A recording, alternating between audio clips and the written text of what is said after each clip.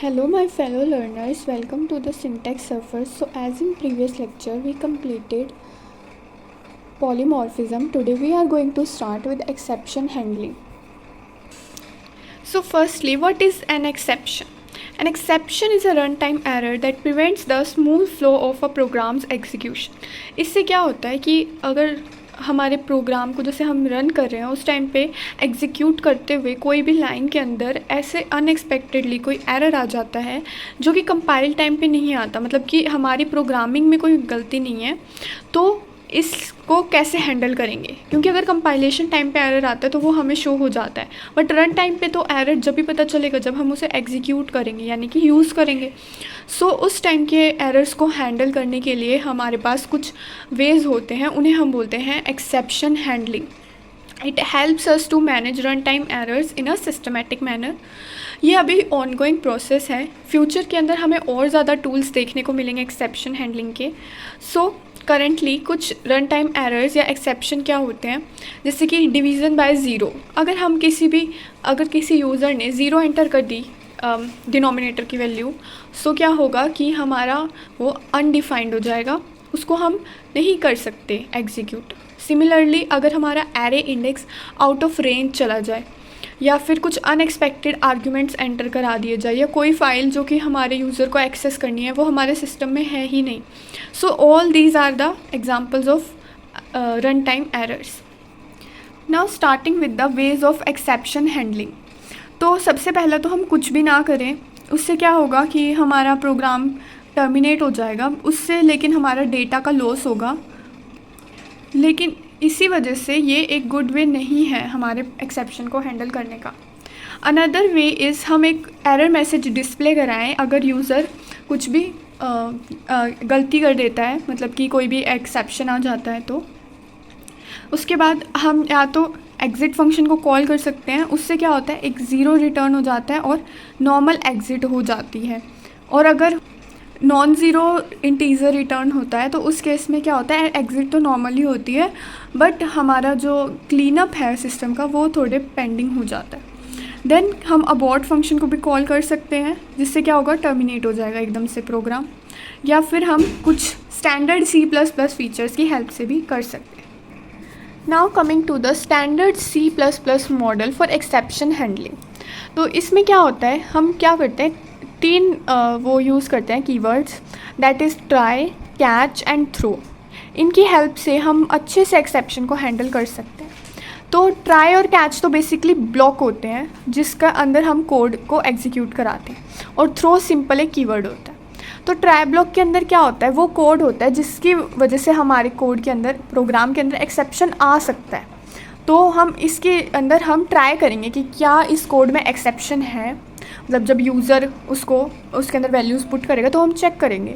Then if it has any exception तो हम throw keyword का यूज़ करके उस एक्सेप्शन को थ्रो कर देंगे कैच ब्लॉक के पास, और कैच ब्लॉक क्या करता है, उसे हैंडल करेगा। तो मेन काम कैच ब्लॉक का होगा उसे हैंडल करने का एक्सेप्शन को, कि उसके पास हम क्या करेंगे, उस कोड में हम वेज को डिफ़ाइन कर देंगे जिसके थ्रू हम एक्सेप्शन को हैंडल कर सकते हैं। तो जैसे ही हम थ्रो कीवर्ड का यूज़ करेंगे, जहाँ पे ही ट्राई ब्लॉक के अंदर जैसे थ्रो वाली लाइन आएगी वो एग्जीक्यूट होगी, तो कंट्रोल ट्रांसफ़र हो जाएगा हमारे कैच ब्लॉक पे, और फिर उसके बाद वो हमारा एक्सेप्शन को हैंडल कर लेगा। So the basic syntax for exception handling in C++ is try the code that may raise an exception. तो हम यहाँ पर वो कोड लिखेंगे, फिर उसके बाद थ्रो आर्ग्यूमेंट, देन कैच करेगा हमारा वो एक्सेप्शन, और उसके बाद हम उसको हैंडल करेंगे। यहाँ पर वही जो एक्सेप्शन है वो एक ऑब्जेक्ट हो सकता है जिसकी वजह से एक्सेप्शन आई है। सो यहाँ पर जो हम आर्ग्यूमेंट थ्रो करते हैं उसके बाद हम एक्सेप्शन के अंदर एक डिफ़ाइन कर देते हैं कि किस टाइप का एक्सेप्शन आना चाहिए। तो अगर आर्ग्यूमेंट और एक्सेप्शन मैच कर जाते हैं तो ये वाला कैच ब्लॉक एग्जीक्यूट कर जाता है। तो फर्स्ट स्टेप क्या होगा हमारा एक्सेप्शन हैंडलिंग का, सबसे पहले तो हम ट्राई ब्लॉक की हेल्प से डिटेक्ट करेंगे कि एक्सेप्शन है या नहीं। फिर थ्रो की हेल्प से हम उस एक्सेप्शन को थ्रो कर देंगे कैच ब्लॉक के पास, कैच ब्लॉक उसे कैच कर लेगा अगर वो सेम हुआ, मैच हुआ तो, और देन उसको वो हैंडल करेगा। For example we have used here the try block for checking whether there is an exception और नॉट। तो हमने क्या किया कि हमें कोई डिवीज़न करना है ए और बी, ए को बी से डिवाइड करना है, तो हमें चेक करना पड़ेगा कि बी 0 के इक्वल तो नहीं है। अगर 0 के इक्वल नहीं है तो उसके केस में हम ए बाई बी को हम प्रिंट कर देंगे। लेकिन अगर हमारा जो बी है वो 0 है, देन क्या होगा, हमारा एक्सेप्शन। तो उस केस में हम एल्स वाला पार्ट एग्जीक्यूट करेंगे, यानी कि हम एक्सेप्शन थ्रो कर देंगे, दैट इज़ 2, जो कि है एक इंटीजर। तो उसको बेसिकली हम कैच ब्लॉक में क्या करेंगे, हम एक्सेप्शन को क्या रखेंगे, इंटीजर टाइप। तो यहाँ पर हमारा एक्सेप्शन ब्लॉक है, कैच ब्लॉक है, इसके अंदर हमारा एक्सेप्शन है, ये क्या करेगा, कैच कर लेगा, क्योंकि इंटीजर टाइप का हमारा 2 था और यहाँ पर भी हमें इंट वैल्यू चाहिए। तो ये कैच होते ही हमारा यहाँ पर जो हमारा एग्जीक्यूशन है हैंडलिंग के लिए, एक्सेप्शन हैंडलिंग के लिए, वो एग्जीक्यूट हो जाएगा कि सी आउट एक्सेप्शन अकर्ड, और बी की वैल्यू हम प्रिंट करा देंगे कि हमें तुमने 0 एंटर किया, इस वजह से एक्सेप्शन आ गया। So basically for the catch block, exception refers to the object that is used to transmit information about the problem। तो इससे ये क्या कर रहा है, हमें इंफॉर्मेशन दे रहा है कि हमारी कौन सी प्रॉब्लम है जो हमें हैंडल करनी है, मतलब ट्राई ब्लॉक से आ रही है। क्योंकि अगर हमारे जो ट्राई ब्लॉक की जो एक्सेप्शन उसने थ्रो किया, अगर वो कैच ब्लॉक से मैच नहीं होगा तो वो वाला कोड हम एग्जीक्यूट नहीं करेंगे, फिर हम दूसरे कैच ब्लॉक को चेक करेंगे, जिससे हमें पता चलता है कि एक ट्राई ब्लॉक के लिए मल्टीपल कैच ब्लॉक्स भी हो सकते हैं, जिससे हम आगे बढ़ेंगे। और अगर हमारे जो कैच ब्लॉक कोई भी मैच नहीं कर पाते ट्राई ब्लॉक के द्वारा थ्रो किया गया एक्सेप्शन, देन हम क्या करते हैं, अबॉर्ट फंक्शन को इन्वोक कर देते हैं। उससे क्या होता है, प्रोग्राम क्या कहते हैं, टर्मिनेट हो जाता है। Now here is a simple program to understand try catch mechanism. Firstly हमने क्या किया है, इससे पहले ए और बी की वैल्यू को एंटर कराया है, उसके बाद मेन फंक्शन के अंदर, फिर हमने मेन के अंदर ही ट्राई ब्लॉक को लिखा है, एग्जीक्यूट कराया है। सो जो यहाँ से एक्सेप्शन थ्रो होगा वो ये वाला कैच ब्लॉक जो इसके जस्ट बाद है वो कैच कर लेगा, उसके बाद यहाँ पर मैसेज प्रिंट कराया जाएगा। तो जो जहाँ पर हम लोग किसी एक्सेप्शन को थ्रो करते हैं वो वाला जो हमारी लाइन होती है उसको हम बोलते हैं throw point. Also we have to note that एक बार हमने किसी एक्सेप्शन को थ्रो कर दिया तो वापस जो हमारा कंट्रोल है वो थ्रो पॉइंट पर नहीं जा सकता। मतलब हमने एक बार हम कैच ब्लॉक में आ गए, फिर वो जो लाइंस है वो एग्जीक्यूट होंगी, रीट्राई हम मतलब कि फिर से उस पॉइंट तक जाना ये पॉसिबल नहीं है। ऑल्सो कुछ केसेस में क्या होता है कि जो ट्राई ब्लॉक है वो डायरेक्टली थ्रो ना करके एक्सेप्शन एक फंक्शन को कॉल करता है जिसके अंदर हमने थ्रो पॉइंट को हमारा है, ठीक है। तो जहाँ से हम इस फंक्शन को कॉल करेंगे ट्राई ब्लॉक के अंदर से, देन हम उस फंक्शन के अंदर जाएंगे, फिर वो फंक्शन के अंदर जब थ्रो कर देंगे हम एक्सेप्शन को तो हम कैच ब्लॉक में एंटर कर जाएंगे। तो ये चीज़ का ध्यान रखना है कि एक बार हम अगर कैच ब्लॉक में एंटर कर गए तो हम वापस से थ्रो पॉइंट पे नहीं जा सकते। मतलब कि हमारे कोड का जो कंट्रोल है वो एक बार कैच ब्लॉक के पास चला गया तो वापस वो रिटर्न नहीं कर सकता। Now let's discuss order of catch block. अभी तक हमने पढ़ा सिर्फ एक कैच ब्लॉक वाले को प्रोग्राम को। Now we will discuss the program with multiple catch blocks, क्योंकि मैंने बताया था कि एक प्रोग्राम के अंदर मल्टीपल कैच ब्लॉक्स भी हो सकते हैं। तो जब मल्टीपल कैच ब्लॉक्स प्रेजेंट होते हैं तो हमें उसके अंदर ऑर्डर ऑफ कैच ब्लॉक क्या हो जाता है, सिग्निफिकेंट हो जाता है, क्योंकि जैसे ही जो भी फर्स्ट एक्सेप्शन जिसके साथ मैच हो जाएगी कैच ब्लॉक के साथ वो ही कोड एग्जीक्यूट हो जाएगा। फॉर एग्ज़ाम्पल हमने यहाँ पर एक ट्राई ब्लॉक बनाया है, देन हमने बीच में कहीं हमारा थ्रो पॉइंट होगा, वो कुछ एक्सेप्शन थ्रो करेगा। अब हमारे पास यहाँ पर just after the try block हमारे पास कैच ब्लॉक है जिसके अंदर हमारा फर्स्ट टाइप का आर्ग्यूमेंट है, देन सेकंड टाइप का आर्ग्यूमेंट है, और ऐसे ऐसे करके बहुत सारे कैच ब्लॉक्स हैं टू द टाइप आई। तो हो सकता है बीच में कोई दो टाइप सेम भी हो और जो पहले आ जाए वो वाला हमारा कैच ब्लॉक एग्जीक्यूट हो जाएगा। सो हमें ये ध्यान में रखते हुए कैच ब्लॉक्स को ऑर्डर में प्लेस करना है कि हमारे को फर्स्ट प्रेफरेंस पे जो सेम टाइप के उनमें से किसको रखना है। For example in this we have created a function division जिसके अंदर हमने 3 ABC वेरिएबल्स को लिया और उनको ट्राई किया है कि A और B जो हैं हमने पहले उनकी वैल्यू को एंटर कराया, देन हमने चेक किया कि a इज़ इक्वल टू 0 है या फिर और b भी 0 है, तो हम x को थ्रो कर देंगे जो कि एक करेक्टर ऑब्जेक्ट हो जाएगा। देन हम एल्स के केस में अगर b सिर्फ 0 है, a 0 नहीं है, तो हम 2 थ्रो करेंगे जो कि इंटीजर ऑब्जेक्ट हो जाएगा। और हमने इसके अंदर क्या किया है, इफ़ एल्स को नेस्ट कर दिया है, मतलब कि हमारे इस एल्स ब्लॉक के अंदर भी एक इफ़ एल्स है। तो यहाँ पर भी क्या है कि अगर a और b में से कोई भी 0 नहीं है तो हम क्या करेंगे, c को कैलकुलेट कर लेंगे। तो अगर हमारा फर्स्ट केस होता है तो उस केस में क्या होगा, हमारा ये वाला कैच ब्लॉक एग्जीक्यूट हो जाएगा, और सेकंड केस होगा तो हमारा ये फर्स्ट कैच ब्लॉक एग्जीक्यूट हो जाएगा। जैसे ही मतलब जिसके साथ भी टाइप मैच होगी वो वाला एग्जीक्यूशन होगा। तो जिसके अंदर फर्स्ट वाले में क्या है, अगर हमारा मतलब b इज़ इक्वल टू 0 है तो उस केस में क्या होगा, डिवीज़न बाय 0 वो हो नहीं सकती, तो वो एक्सेप्शन है। और जो ये वाला केस है उसमें भी क्या है कि a भी 0 b भी 0 है, तो 0 बाय 0 भी एक एक्सेप्शन है, तो वो भी हमने प्रिंट करा है। ये ऐसा भी हो सकता है कि हमारे जितने भी टाइप के एक्सेप्शन आए, हमें उसमें एक ही टाइप का कैच ब्लॉक एग्जीक्यूट करना हो, मतलब कि हमें एक ही वे से उन सारे क्या कहते हैं एक्सेप्शन को हैंडल करना है। तो हम क्या कर सकते हैं, हम कैच ऑल ऑपरेशन यूज़ कर सकते हैं, मतलब कि हम कैच के ब्रेसेस में ऐसे 3 डॉट्स लगाएंगे। इससे क्या होगा कि हम कोई भी टाइप का एक्सेप्शन है वो इस कैच ब्लॉक में हम कैच कर सकते हैं। तो जैसे कि फर्स्ट एक्सेप्शन थ्रो किया गया है इंटीजर ऑब्जेक्ट का, तो वो भी ये कैच कर लेगा, कैर ऑब्जेक्ट है वो भी, और फ्लोट ऑब्जेक्ट भी। तो कोई भी एक्सेप्शन हो सब कैच हो जाएंगे और हमारे पास एरर मैसेज डिस्प्ले हो जाएगा। Now coming to nested try blocks. तो नेस्टेड ट्राई ब्लॉक क्या होगा कि हमारे पास एक ट्राई ब्लॉक के अंदर दूसरा ट्राई ब्लॉक हमने नेस्ट कर दिया है।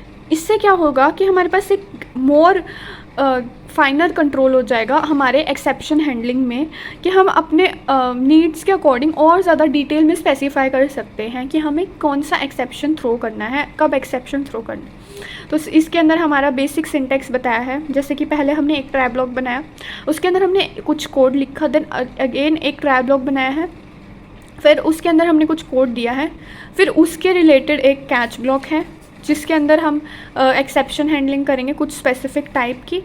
देन उसके बाद कुछ कोड हमें अगर देना है, then the catch block for the outer try block will be there.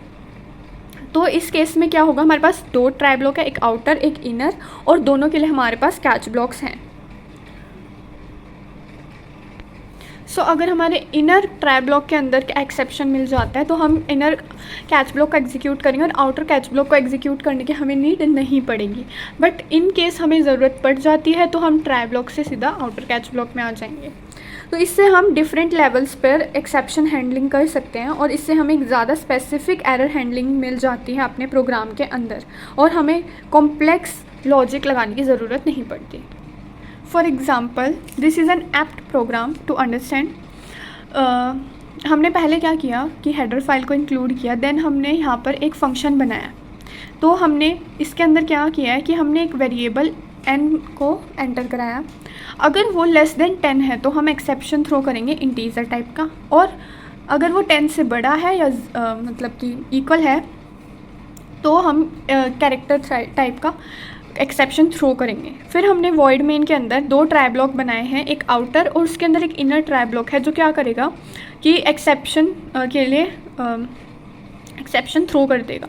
कैसे थ्रो करेगा, सबसे पहले हम फंक्शन को कॉल करेंगे इसके अंदर। इससे क्या होगा, जैसे वॉइड मेन से एग्जीक्यूट होना स्टार्ट होगा, पहले हम आउटर ट्राई ब्लॉक से इनर ट्राई ब्लॉक में आएंगे, फिर हम इससे उस फंक्शन के ऊपर जाएंगे जो कि हमारा यहाँ पर इसके अंदर हमने क्या पास किया है 2, तो 2 क्या होगा लेस देन 10, तो यहाँ से एक हमारा इंटीजर ऑब्जेक्ट थ्रो हो जाएगा एज एन एक्सेप्शन, जिसको कैच कर लेगा हमारे ये वाला catch block, inner catch block.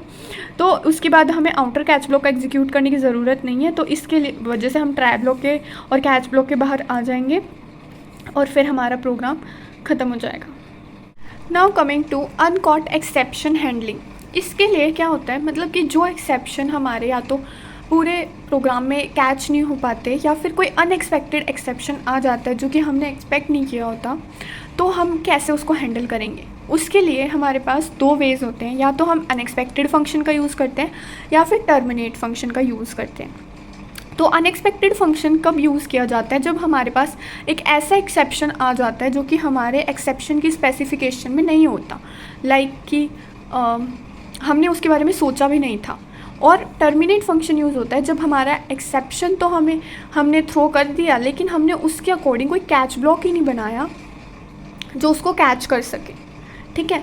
तो अनएक्सपेक्टेड फंक्शन क्या करता है, वो अनएक्सपेक्टेड फंक्शन को हम जैसे कॉल करते हैं तो वो आगे अनएक्सपेक्टेड हैंडलर को की तरफ पॉइंट करता है, जो कि क्या करता है, फिर से टर्मिनेट फंक्शन की तरफ पॉइंट करता है।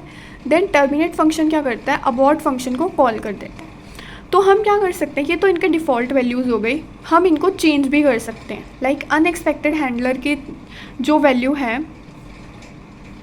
We can change it by the help of set unexpected, और जो टर्मिनेशन हैंडलर की डिफ़ॉल्ट वैल्यू है हम उसको चेंज कर सकते हैं by the help of set terminate. So let's understand this by the help of an example. In this program we are talking about termination function। तो इसमें क्या किया हमने, पहले तो हमें एक फ़ाइल इंक्लूड करनी पड़ेगी जब भी हम टर्मिनेशन या फिर अनएक्सपेक्टेड फंक्शन का यूज़ करेंगे, तो उसका नाम है exception.h, ठीक है। तो उस केस में क्या होगा, हमने यहाँ पर सबसे पहले इंट मेन में क्या किया है कि ट्राई ब्लॉक के अंदर हमने ट्राई किया कि जो भी एक्सेप्शन था और हमने उसको थ्रो किया, 50 वैल्यू हमने थ्रो करी, लेकिन हमने कोई कैच ब्लॉक ऐसा बनाया नहीं है जो इंट वैल्यू को कैच कर सकता है।